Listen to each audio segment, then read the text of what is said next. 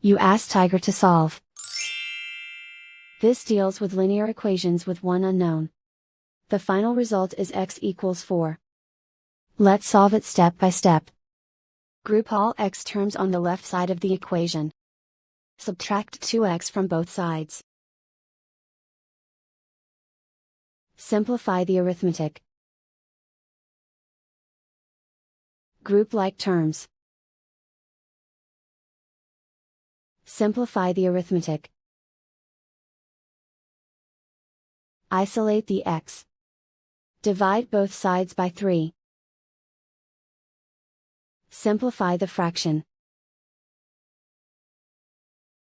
Find the greatest common factor of the numerator and denominator. Factor out and cancel the greatest common factor.